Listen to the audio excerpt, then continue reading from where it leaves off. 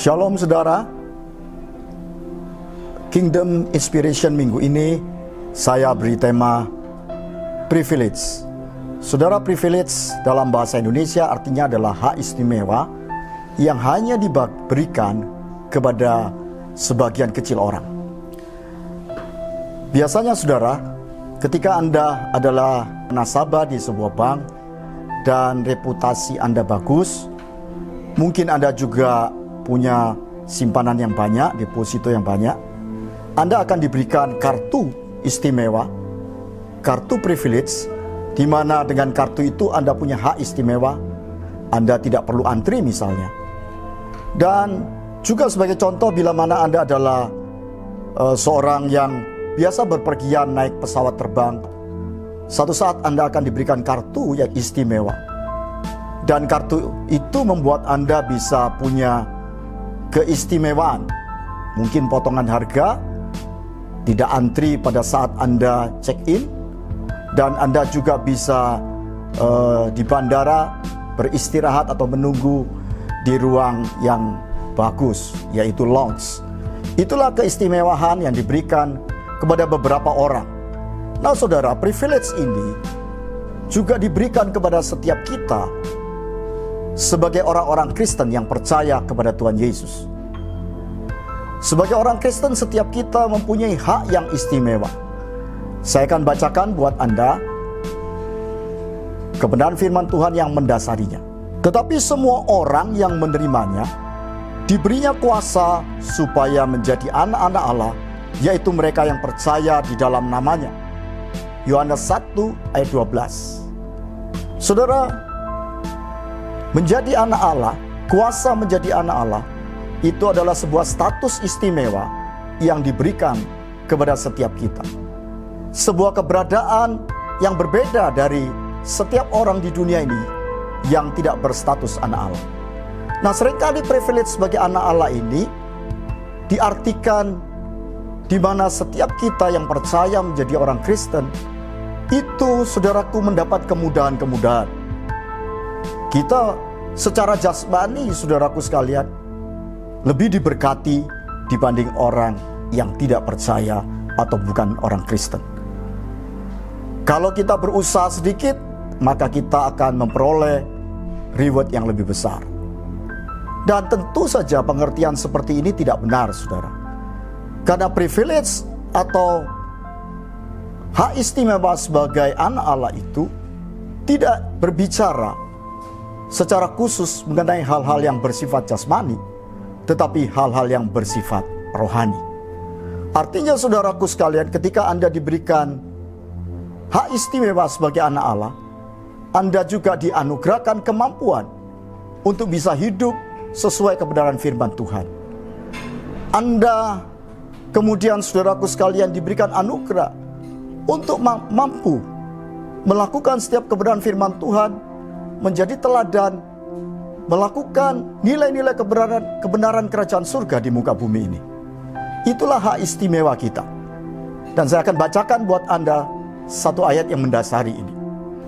Di dalam 1 Petrus 1 ayat 3-4 dikatakan, karena kuasa ilahinya telah menganugerahkan kepada kita segala sesuatu yang berguna untuk hidup saleh oleh pengenalan kita akan Dia yang telah memanggil kita oleh kuasanya yang mulia dan ajaib. Dengan jalan itu Ia telah menganugerahkan kepada kita janji-janji yang berharga dan sangat besar, supaya olehnya kamu mengambil bagian dalam kodrat ilahi dan luput dari hawa nafsu dunia yang membinasakan dunia. Saudaraku sekalian, kalau kita mengerti akan apa yang Rasul Petrus katakan, buat setiap kita yang percaya kepadanya, bahwa kita dianugerahkan, saudaraku, janji-janji yang besar, yang berharga, supaya kita dapat hidup sesuai dengan kehendak Allah. Artinya saudaraku, ada DNA baru di dalam diri kita, sebuah kemampuan yang berbeda, yaitu kita bisa melakukan setiap kehendak Allah. Jadi dikatakan di sini kodrat ilahi, DNA ilahi, di mana saudaraku sekalian, kita mendapat hak istimewa, kekuatan yang daripada Tuhan untuk kita melakukan kebenaran. Hidup saleh, hidup benar. Saudaraku sekalian, itu sebabnya kita perlu menghormati dan menghargai hak istimewa, privilege yang Tuhan berikan kepada kita. Dan sekali lagi saudaraku, hak istimewa itu bukan berarti kita diberikan kemudahan-kemudahan secara jasmani. Saudaraku, itu sebabnya kita tidak perlu fokus kepada perkara-perkara yang jasmani. Bukan berarti kita tidak diberkati. Tetapi saudaraku, hak istimewa yang Tuhan berikan itu fokusnya adalah supaya setiap kita menjadi terang, supaya setiap kita menjadi garam, supaya setiap kita menjadi wakil kerajaan surga di muka bumi ini. Satu kebenaran firman Tuhan yang untuk menutup apa yang saya katakan ini, saudaraku sekalian, untuk lebih memperjelas dan menegaskannya. Dikatakan demikian di dalam Filipi 1 ayat 29, Rasul Paulus berkata, sebab kepada kamu dikaruniakan bukan saja untuk percaya kepada Kristus, melainkan juga menderita untuk Dia. Saudaraku sekalian, bukankah ketika kita melakukan kebenaran firman Tuhan secara jasmani kita menderita?